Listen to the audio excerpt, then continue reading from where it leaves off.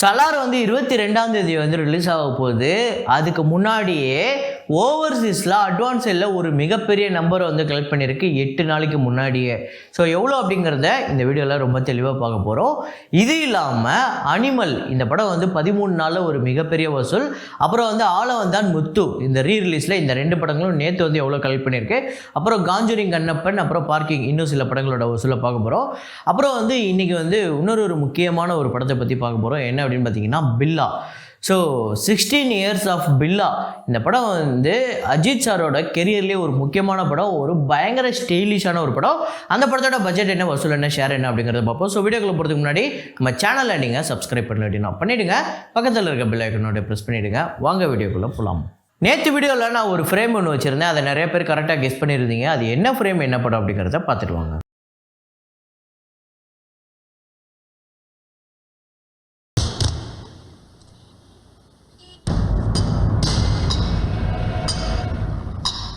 So ஆமாங்க, run படம் தான். ரன் படத்தில் வந்து மாதவன் அவர்கள் ஒரு சப்வேயில் கீழே ஓடி போய் வில்லனுங்க துரத்திட்டு வருவாங்க. அதுக்கப்புறம் போய் ஷட்டரை க்ளோஸ் பண்ணிவிட்டு மறுபடியும் திரும்பி வந்து அடிக்கிற ஒரு சீன் தான். ஸோ அதை தான் நம்ம நேற்று ஃப்ரேமாக வச்சுருந்தோம். இதை கரெக்டாக கெஸ் பண்ண முதல் 5 பேர் குருதேவன் அப்படிங்கிறவர், வினோத் மதன், அப்புறம் சரண் அப்படிங்கிறவர், அப்புறம் மெக் பரத், இளவரசன் சி. இந்த 5 பேர் தான் வந்து முதல்ல கமெண்ட் பண்ணியிருக்காங்க. இன்றைக்கான ஃப்ரேமை பாருங்கள், கெஸ் பண்ணுங்கள்.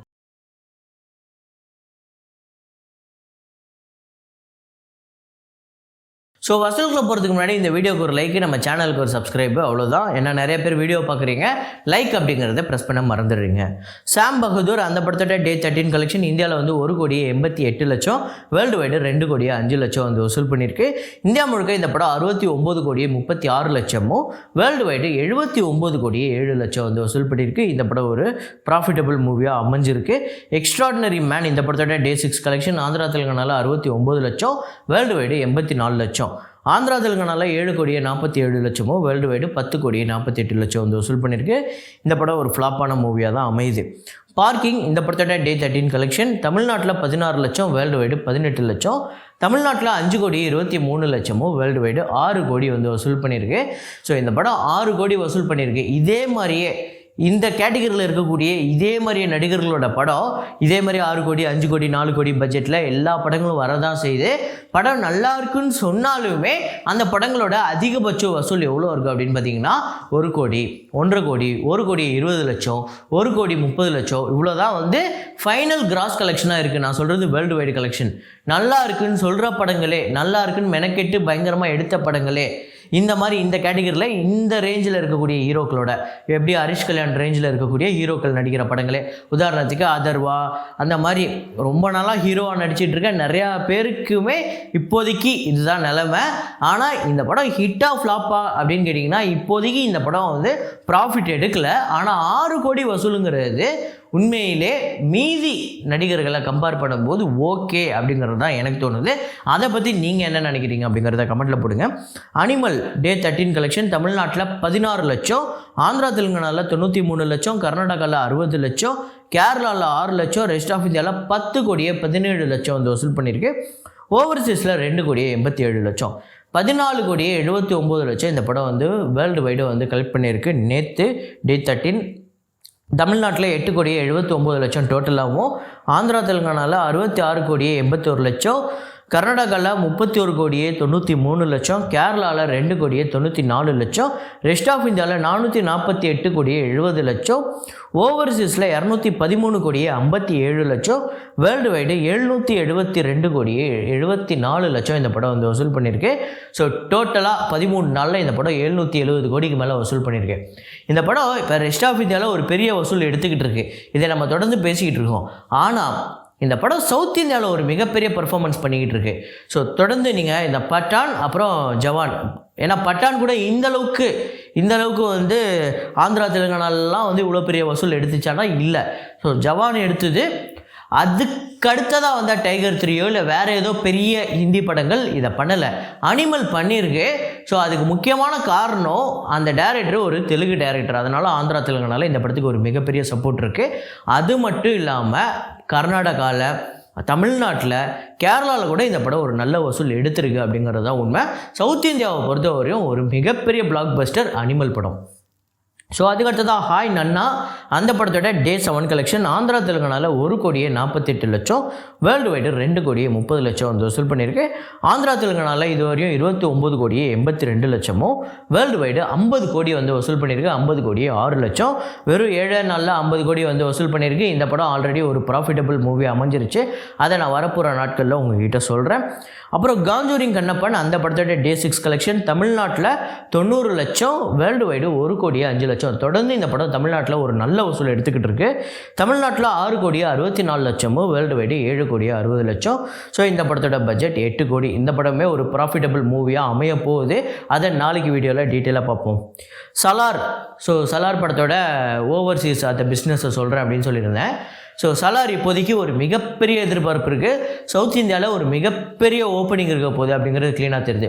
அதே மாதிரியே நார்த் இந்தியாவிலையும் ரெஸ்ட் ஆஃப் இந்தியாவிலையும் இந்த படத்துக்கு ஒரு மிகப்பெரிய ஓப்பனிங் இருக்குமா அப்படிங்கிறது ஒரு கேள்விக்குறி இருக்குது. அதையும் தாண்டி டங்கி அப்படிங்கிற ஒரு படம் வருது. அதையும் தாண்டி இந்த படம் பெரிய பெர்ஃபார்ம் பண்ணிச்சுன்னா உண்மையிலே பெரிய விஷயம்தான். ஸோ ஏன்னா இந்த படம் ஆல்ரெடி கேஜிஎஃப் அப்படிங்கிற ஒரு படத்தை மிகப்பெரிய ரீச் இருந்தது அங்கே ஹிந்தியில். அப்படிப்பட்ட படத்தை எடுத்த டைரக்டரு, அதுவும் இல்லாமல் பிரபாஸ் ஆல்ரெடி ஒரு மிகப்பெரிய பேன் இந்தியா ஸ்டார். என்ன தான் வந்து ஒரு ஃப்ளாப்பான படங்கள் கொடுத்துருந்தாலுமே அங்கே ஒரு பெரிய வசூல் தொடர்ந்து எடுத்துகிட்டு தான் இருந்தது. ஸோ அப்படி கம்பேர் பண்ணும்போது இந்த படம் 2 சைடுமே ஒரு மிகப்பெரிய வேல்யூ இருக்குது. ஸோ டைரக்டர் சைடுமே சரி, ஹீரோ சைடுமே சரி, ஒரு மிகப்பெரிய வேல்யூ இருக்குது ஹிந்தி மார்க்கெட்டில். ஸோ அதனால் இந்த படம் ஹிந்தியில் மிகப்பெரிய சம்பவம் பண்ணுதா இல்லையாங்கிறத பார்ப்போம். ஆனால் அதுக்கு முன்னாடி ஓவர்சீஸில் இந்த படம் advance sale already booking open பண்ணி மிகப்பெரிய வசூல் எடுத்திருக்கு. டே 1 ப்ளஸ் ப்ரீமியரும் சேர்த்து தான் இதில் நான் சொல்கிறேன். யூஎஸ்ஏல $738K வந்து கலெக்ட் பண்ணியிருக்கு. 6,14,00,000 வருது. அப்புறம் கனடாவில் $29K இது வந்து 24 லட்சம். யூகேல £131K வந்து கலெக்ட் பண்ணியிருக்கு. இது வந்து 1,38 லட்சம். ஆஸ்திரேலியாவில் இந்த படம் வந்து $128K வந்து கலெக்ட் பண்ணியிருக்கு. 71 லட்சம். கல்ஃப் கண்ட்ரீஸில் $48,000 வந்து கலெக்ட் பண்ணியிருக்கு. இது வந்து 40 லட்சம். ரெஸ்ட் ஆஃப் வேர்ல்டில் $34K இது வந்து 28 லட்சம். ஸோ டோட்டலாக $1.1 மில்லியன் வந்து இந்த படம் வந்து கலெக்ட் பண்ணியிருக்கு. இப்போவே ரிலீஸ்க்கு 8 நாளுக்கு முன்னாடியே 9,16,00,000 டே 1 கலெக்ஷனில் இந்த படம் எடுத்து வச்சிருச்சு. ஸோ இந்த படம் ஓவர்சீஸில் எனக்கு தெரிஞ்சு ஒரு 40 கோடியிலேருந்து 50 கோடி வர்றதுக்கு பாசிபிள் இருக்குது. ஸோ இன்னும் 8 நாள் இருக்குது. 8 நாளில் என்ன நடக்க போகுது அப்படிங்கிறது க்ளீனாக தெரிஞ்சிடும். இந்த படம் டே 1 கலெக்ஷன் எவ்வளோ வரும் அப்படிங்கிறது உங்களோட ப்ரெடிக்ஷனை கமெண்ட்டில் போடுங்க. அதுக்கடுத்து தான் முத்து படத்தோட ரீரிலீஸ் கலெக்ஷன் டே 6 தமிழ்நாட்டில் 3 லட்சம், டோட்டலாக 3.5 லட்சம். இது வரையும் டோட்டலாக இந்த படம் வந்து 40 லட்சம் வந்து வசூல் பண்ணியிருக்கு. தமிழ்நாட்டில் மட்டும் 35.5 லட்சம். ஆலவந்த் அண்ட் ரீரிலீஸ் இந்த படம் வந்து டே 6 கலெக்ஷன் தமிழ்நாட்டில் 11 லட்சமும், வேர்ல்டு வைடு 14 லட்சம் இந்த படம் வந்து வசூல் பண்ணியிருக்கு. டே 6 டோட்டலாக இந்த படம் தமிழ்நாட்டில் மட்டுமே 85 லட்சம் வந்து வசூல் பண்ணியிருக்கு. World wide 1.25 crore. ஸோ 1,25,00,000 வந்து வசூல் பண்ணியிருக்கு. ஸோ வேட்டையாடு விளையாட கம்பேர் பண்ணும்போது, ரீரிலீஸில் வேட்டையாடு விளையாட கம்பேர் பண்ணும்போது ஆலவந்த் தான் ரொம்ப கம்மியான கலெக்ஷன் அப்படிங்கிறது தான் உண்மை. அதுவும் இல்லாமல் வேட்டையாடு விளையாடு வந்த சமயம் அப்படிங்கிறது ஒரு சரியான டைமு. அந்த சமயத்தில் ஏதாவது ஒரு படம் வந்தால் பார்த்துடலாம் அப்படின்னு இருந்த சமயம். அதுவும் இல்லாமல் வேட்டையாடு விளையாடு நீங்கள் எப்படிப்பட்ட இன்னும் ஒரு 20 வருஷம் கழிச்சு போட்டால் கூட பயங்கர மாசான ஒரு படம். ஆலவந்த் தான் அப்படி கிடையாது. இப்போ வேட்டையாடு விளையாடு ரிலீஸ் ஆன அந்த சமயத்திலே ஒரு மிகப்பெரிய பிளாக் பஸ்டர் திரைப்படம். ஆலவந்த் தான் அப்படி கிடையாது. அது ஒரு A சர்டிஃபிகேட் படம். அதை நீங்கள் குடும்பமாக போய் பார்த்து ரசிக்கிற ஒரு படம் கிடையாது. அதனால தான் இது வேட்டையாடு விளையாடு அளவுக்கு இது கலெக்ட் பண்ண முடியாது. அதே நேரத்தில் இது A சான்றிதழ் இருக்கிறதுனால குடும்பமாக குழந்தைங்களை கூப்பிட்டு போகிறதுக்கு யோசிப்பாங்க. ஸோ அதனால் மோஸ்ட்லி ஃபேன்ஸாக இருக்கக்கூடியவங்க, இல்லை இந்த படம் டெக்னிக்கலாக வந்து பயங்கர ப்ரில்லியண்ட்டாக இருக்கும் அப்படின்னு அதை போய் நான் ஸ்க்ரீனில் போய் பார்க்கணுன்னு நினைக்கிறவங்க தான் இந்த படத்தை தேட்டரில் போய் பார்ப்பாங்க. ஸோ நீங்கள் ஒரு A சர்டிஃபிகேட் படம் டைரெக்டாக ஒரு பெரிய படம் ரிலீஸ் ஆனால் கூட ஒரு பெரிய வசூல் எடுக்காது. அது நிறையா சான்று நம்ம பார்த்துருக்கோம்.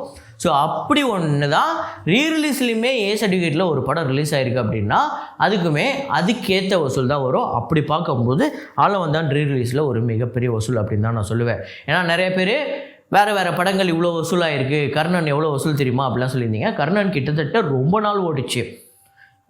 அந்த மாதிரி ஒரு படம் ஓடாது ரீரிலீஸில், அதுதான் உண்மை. ஸோ அதுதான் வந்து ஒரு ஐக்கான் அப்படின்னே சொல்லலாம். ஒரு ஐக்கான் அது. அப்படி ஒரு படம் வரவே வராது ரீரிலீஸில். இனிமேல் ஏதாவது ஒரு படம் ஏதாவது ஒரு காவியத்தை நீங்கள் அந்த மாதிரி ரீமாஸ்டர் பண்ணி கொடுத்தா தான். பாலவந்தான் அப்படிங்கிறது எல்லாரையும் ரசிக்க வைக்கக்கூடிய ஒரு படமான்னு கேட்டிங்கன்னா இல்லை. சில பேர் அந்த சமயத்திலேயே முகம் சுளிக்கிற மாதிரி இருக்குது, என்ன இது படம் இந்த மாதிரிலாம் இருக்குது, இந்த மாதிரிலாம் காட்சிகள் இருக்குது, ரொம்ப வன்முறையாக இருக்குது அப்படிலாம் நிறைய பேர் சொல்லுவாங்க. ஏன்னா நீங்கள் புக் மை ஷோவில் போய் புக் பண்ணும்போதே அது வந்து உங்களுக்கு நீங்கள் அடல்ட்டான்னு கேட்கும். அப்போ ஒரு செகண்ட் ஆஹா நம்ம ஃபேமிலியோட போகணும்னு நினச்சோம், இது வந்து ஏதோ எடிட்டிங்லாம் பண்ணால் தான் சொன்னாங்க, இருந்தாலும் இது தான் போல், அப்போ வேணாம் வேறு படத்துக்கு போகலாம் அப்படிங்கிற ஒரு ஐடியா தான் வரும். ஸோ அதுதான் காரணம். இதான் நான் சொல்லியிருந்தேன், பில்லா இந்த படம் வந்து ஒரு 16 வருஷம் வந்து கடந்துருச்சுங்க. இன்ன வரையும் இந்த படத்தை நீங்கள் போட்டு பார்த்தீங்க அப்படின்னா அவ்வளோ ஃப்ரெஷ்ஷாக இருக்கும். ஸோ டெக்னிக்கலாக இந்த படம் வந்து அவ்வளோ குவாலிட்டியாக இருக்கும். பயங்கர ஸ்டைலிஷாக இருப்பார். இவ்வளோ ஸ்டைலிஷான ஒரு ஆக்டரா அப்படின்னு வியக்க வைக்கிற அளவுக்கு அஜித் சார் இந்த படத்தில் பெர்ஃபார்ம் பண்ணியிருப்பார். ஸோ பெருசாக ஆக்டிங்கில் அப்படியே போட்டு துவம்சம் பண்ணுறதுலாம் ஒன்று இருக்காது. நார்மலாக ஒரு வாக்கிங், ஒரு ஸ்டைலாக திரும்பி பார்க்குறது, அவ்வளோதான் இந்த படத்தில் பெருசாக இருக்கும். அதுவே பயங்கரமாக இருக்கும். ஆக்சுவலாக பயங்கர குவாலிட்டியாக இருக்கும். ஸ்க்ரீன் ப்ளே ஒரு ரீமேக் மூவி தான் இருந்தாலுமே இதை வந்து வேறு ஒரு மாதிரி இந்த காலத்துக்கு ஏற்ற மாதிரி எப்படி அடாப்ட் பண்ணி பண்ணணும் அப்படிங்கிற மாதிரி சில விஷயங்கள் பண்ணியிருப்பாங்க. இந்த படம் வசூல் ரீதியாக தமிழ்நாட்டில் மட்டுமே 30 கோடியே 50 லட்சம், கேரளாவில் 2 கோடியே 35 லட்சம், கர்நாடகாவில் 1 கோடியே 5 லட்சம், ரெஸ்ட் ஆஃப் இந்தியாவில் 25 லட்சம், ஓவர்சீஸில் 8 கோடியே 75 லட்சம், வேர்ல்டு வைடு 42 கோடியே 90 லட்சம் இந்த படம் வந்து வசூல் பண்ணியிருக்கு. இந்த படத்துக்கு வந்து 24 கோடி வந்து ஷேர் வந்திருக்கு. இந்த படத்தோட பட்ஜெட் 11 கோடி. இந்த படம் ஒரு பிக்கஸ்ட் பிளாக் பஸ்டர். இந்த படம் உங்களுக்கு எத்தனை பேர் ஃபேவரட் அப்படிங்கிறது கமெண்ட்டில் போடுங்க. ஸோ இதே மாதிரி ஒரு வீடியோவில் இதே மாதிரி கலெக்ஷன் ரிப்போர்ட்டில் மீண்டும் நான் உங்களை சந்திக்கிறேன். Signing off Rahman.